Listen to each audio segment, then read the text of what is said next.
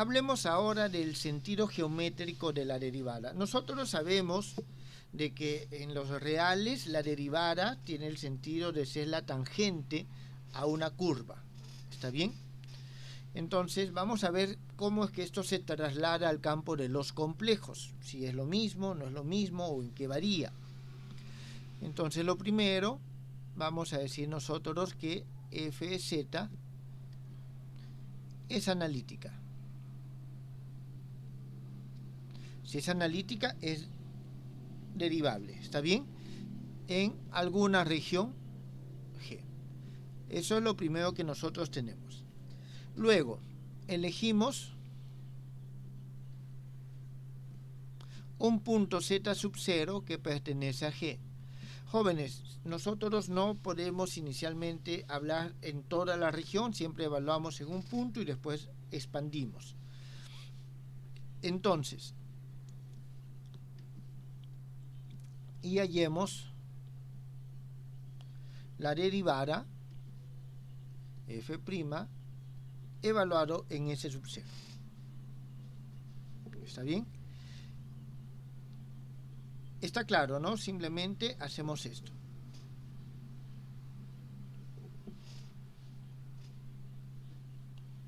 Entonces hallemos esta función. A ver.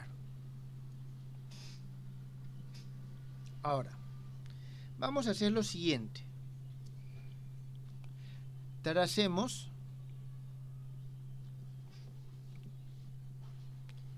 una curva arbitraria. Vamos a llamarle gamma 1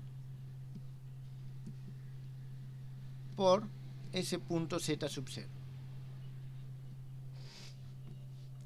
Esa curva, y voy a decirlo, voy a ponerlo aquí, esta curva se encuentra totalmente en G, es decir, pertenece totalmente en G.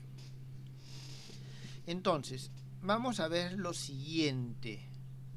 Vamos a ver lo siguiente, qué es lo que tenemos acá. Voy a dibujarlo, o voy a irlo dibujando. Yo creo que aquí lo dibujamos esto de esta manera, disculpen.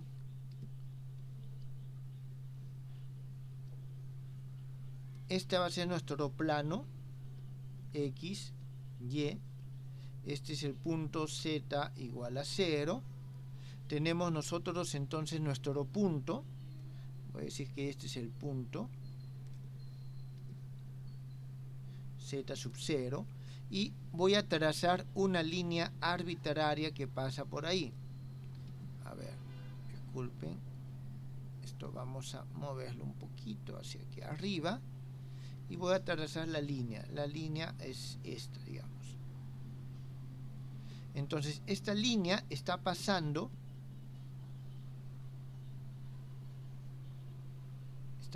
por el punto. ¿Está claro? Está pasando por nuestro punto Z sub 0. Esta es la línea gamma 1. Muy bien, entonces eso es lo que nosotros tenemos. Ahora,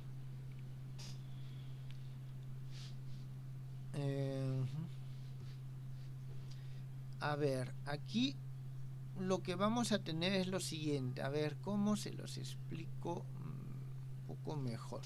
Disculpen, no me gusta esta línea como está dibujada. Necesito que esté un poco más inclinada hacia arriba, esto un poco más hacia abajo, para que tenga un, digamos, esto es así. ¿Está bien? Este es el gamma 1, para poder tener una mejor visualización de esto. Muy bien, entonces, ¿qué es lo que hace en primer lugar la función f de z? ¿Está bien? F de z nos lo va a pasar al siguiente plano. Entonces aquí yo hago lo siguiente. Voy a copiarlo esto acá. Pero aquí ya no tengo que es z, sino aquí es w. Esta ya nosotros vamos a tener de que este es u y este es v, porque estoy pasando del plano z al plano w. ¿Está bien? Entonces significa que este punto z sub 0 se va a convertir en un punto, llamémoslo w sub 0. Ahora vamos a tener de que esta función se va a convertir en otra. Voy a decir de que se convierte en la siguiente función. Una función que es así. Y esta es la función, voy a ponerle también gamma 1, pero mayúscula. Entonces tengo esta conversión acá. Esta es la acción de la función f de z. Entonces aquí voy a poner algo así. Aquí tengo w es igual a f de z. Muy bien, entonces nosotros tenemos esta conversión. Esta simplemente es la acción de f. Muy bien. ¿Hasta ahí alguna pregunta, jóvenes? No, profesor. Muy bien. Entonces, por definición existe esta derivada. ¿Está bien? Existe esta derivada. Entonces, vamos a asumir lo siguiente. Asumimos, en primer lugar, de que nuestro f' en z sub 0 es diferente a 0. Esto para poder utilizar la propiedad que hemos visto anteriormente, la propiedad 4. ¿Está bien? Y vamos a decir entonces lo siguiente. Disculpen, jóvenes. f' de z sub 0 es igual al límite cuando delta de z tiende a 0 de delta de w sobre delta de z. ¿Sí? ¿Alguna pregunta? Y esto es igual a k e a la i alfa. Es decir, lo estoy expresando en forma exponencial. K viene a ser el módulo de la derivada y alfa viene a ser el argumento de la derivada. ¿Está bien? Entonces, nosotros de qué forma podemos acercarnos, acercarnos a z sub 0. Vamos a considerar lo siguiente. Elegimos si la derivada existe por cualquier camino que nos acerquemos, siempre voy a tener la ruta correcta, o sea, siempre voy a poder decir de que existe este límite. Entonces, elegimos nosotros un z que sea igual a z sub 0 más delta de z a lo largo de gamma 1. Es decir, vamos a decir de que el z se está acercando al z sub 0 por esta línea. ¿Está bien? Eso significa entonces que el w aquí se va a acercar al w sub 0 a lo largo de un delta de w. ¿Está bien? Esto por gamma 1. Es decir, si aquí yo me acerco a z sub 0 a lo largo de esta línea, significa que me acerco a w sub 0 a lo largo de esta línea. ¿Hasta ahí está claro, jóvenes?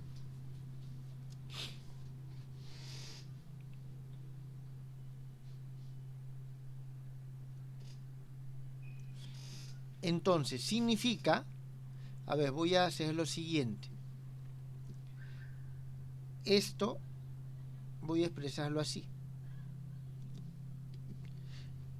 Esto va a ser la línea a lo largo de la cual me acerco, y en este caso voy a tener, esta es la dirección de acercamiento. Entonces esto es mi delta de w y este es mi delta de z. Jóvenes, tengan en cuenta de que esto yo lo puedo poner como un vector con origen en z sub 0 y este delta de z es justamente esta orientación. ¿Hasta ahí está claro? Ahora, veamos. Nosotros aquí tenemos lo siguiente. Aquí no lo he mencionado, pero normalmente nosotros decimos, lo voy a poner por aquí, de que z, en todo caso z sub 0, es igual a un rho e a la i phi. Entonces, ¿qué sentido tienen estos argumentos? En este caso, yo voy a hablar de un delta de z. ¿Está bien? Este delta de z tiene eso. Significa de que puedo yo afirmar lo siguiente. De que este ángulo que está aquí es ese phi que está ahí. ¿Está claro? Es el ángulo que forma con la horizontal y este ángulo va a ser un phi mayúscula. ¿Eso está entendido, jóvenes? Voy a llamarle phi 1 y voy a llamarle phi 1. Entonces yo tengo esa relación. ¿Hasta ahí está entendido? Sí, profesor. Entonces estos ángulos significan... Todavía no estoy tomando la derivada, simplemente estoy tomando la función.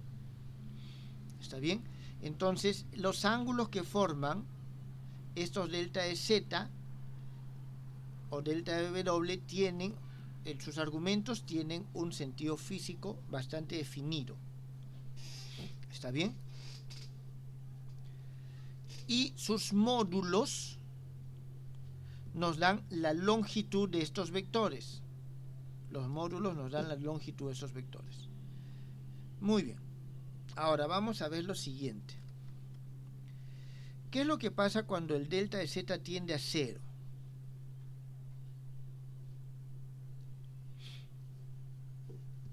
¿Qué es lo que pasa cuando el delta de z tiende a 0? Cuando el delta z tiende a 0, significa que me voy acercando acá. Es decir, el módulo de esta flecha se va haciendo cada vez más pequeño. Y si eran secantes, en algún momento se convierten en tangentes. ¿Está bien? Entonces, de aquí nosotros tenemos lo siguiente. De que alfa es el argumento de f' en z sub 0. Esto es igual al límite cuando delta de z tiende a 0 del argumento de delta de w, aquí un poquito más acá, menos el límite cuando delta de z tiende a 0 del argumento de delta de z. Y esto no es otra cosa que phi 1 menos phi 1. ¿Eso está claro, jóvenes?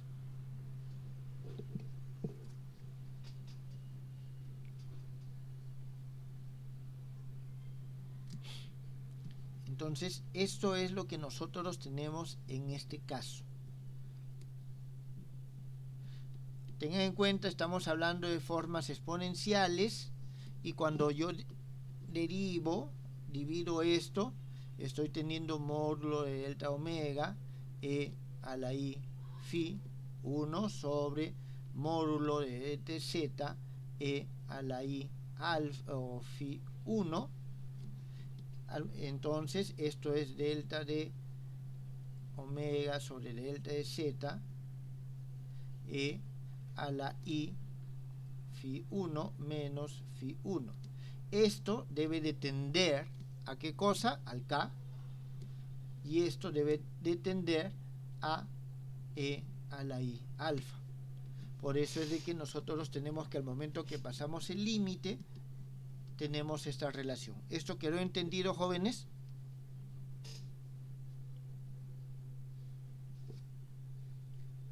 ¿Está claro o no está claro? ¿Pueden repetir, por favor? a ver, yo creo que esto lo tengo que escribir más grande. A ver, voy a ver esto, lo traigo por aquí y lo achico un poco. Un momento.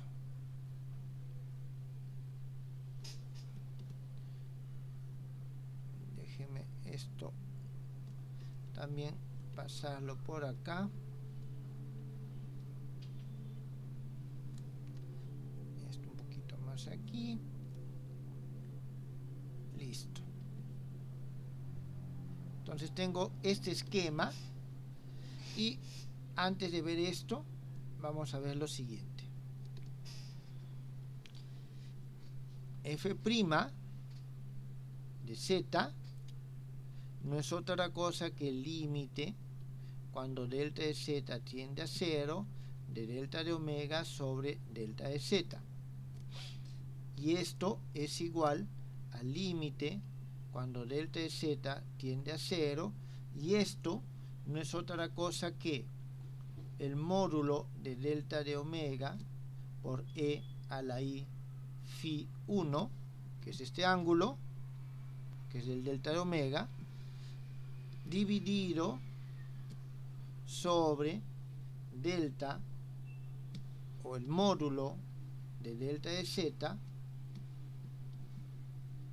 entre e a la i phi 1. En consecuencia, esto va a ser igual al límite cuando delta de z tiende a 0 de delta de omega sobre delta de z por el límite cuando delta de z tiende a 0 de e a la i phi 1 menos phi 1. Y esto tiene que ser igual a k e a la i alfa. Significa de que este límite tiene que ser igual a k y este otro límite tiene que ser igual a e a la i alfa.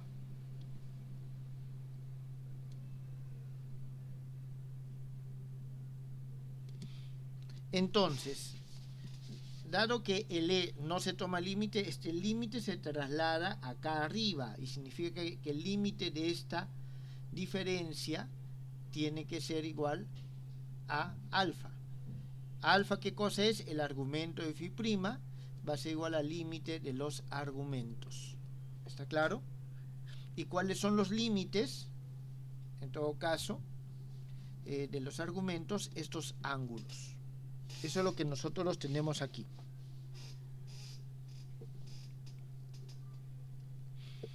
¿Eso está entendido, jóvenes?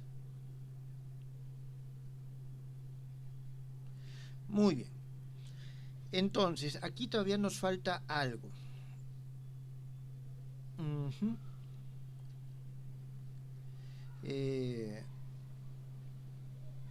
Entonces, imaginen que tenemos nosotros otra curva. Tenemos otra curva por acá. Esta va a ser un gamma 2. Y en consecuencia voy a tener también otra curva aquí arriba. A ver, esto de aquí, por acá, voy a tener por aquí, esta es gamma 2, la correspondiente, ¿está claro? La correspondiente, todo evaluado en este punto. Entonces aquí nosotros vamos a poder decir, digamos, de que esto que está aquí es un phi 2 y este ángulo es un phi 2. Entonces, el ángulo que forman, o sea, me estoy refiriendo, jóvenes, aquí, bueno, para ser más específico, aquí voy a tener este otro vector y aquí voy a tener este otro vector, y estos ángulos son con respecto a esos vectores, de forma análoga. ¿Está bien? Entonces, nosotros tenemos lo siguiente. Vamos a tener, si aquí vemos el ángulo que forman estas dos, Φ2 menos Φ1, y aquí tenemos Φ2 menos Φ1, esos son los ángulos que están formando estas rectas con los ejes X y Y suspendientes en este punto definido. ¿Está bien? A esto le llamo Φ, a esto le llamo simplemente Φ. Entonces, ¿qué es lo que nosotros vamos a tener? Si nosotros tomamos la derivada, vamos a tener, este es para f' por una curva, y podemos tomarla para f' por otra curva. Pero se va a dar de que esta diferencia no va a cambiar. ¿Está claro? Esa diferencia no va a cambiar entre estos dos ángulos. Digamos, esto es a lo largo de una curva, y a lo largo de otra curva nosotros vamos a tener lo mismo. Alfa a lo largo de la curva F2 va a ser en este caso Φ2 menos Φ2. ¿Eso qué significa? Que si yo igualo, ¿qué es lo que voy a tener? Que la diferencia entre esos ángulos siempre va a ser constante. No sé si eso está claro.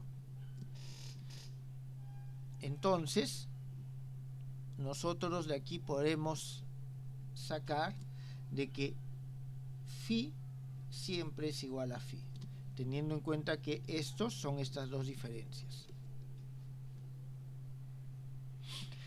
Entonces, la derivada es una transformación que me pasa de un plano a otro plano, de tal manera que dos curvas cualesquiera que yo tenga, que se cruzan en un punto, los ángulos que forman sus tangentes siempre se mantiene igual. Es decir, en este plano y en este plano se conservan esos ángulos.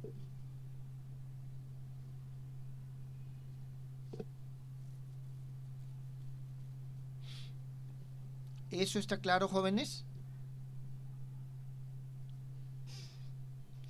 Además, se cumple lo siguiente, que delta de W es igual a K multiplicado por delta de Z. Eso viene de esta otra relación. Entonces, ¿eso qué significa? Y no importa el camino por el cual yo vaya. No importa el camino por el cual yo vaya. Entonces, es una transformación que, dadas dos curvas, gamma 1 y gamma 2, las transformamos, ¿está claro? Y al transformarla, ¿qué es lo que pasa? Se conservan los ángulos que forman, porque este es el ángulo que están formando estas dos curvas, ¿está claro? Entonces, los ángulos que forman esas dos curvas se conservan. ¿Está bien? Y tenemos de que las curvas se van a expandir, y esa expansión siempre va a tener la misma relación. Entonces, aquella transformación que conserva este estiramiento o esa expansión y conserva los ángulos se denomina transformación conforme. ¿Eso está entendido?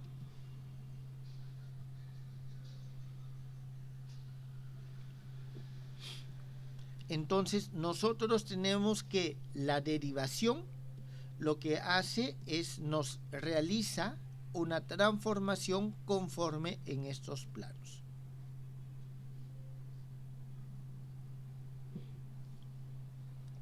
¿Alguna pregunta?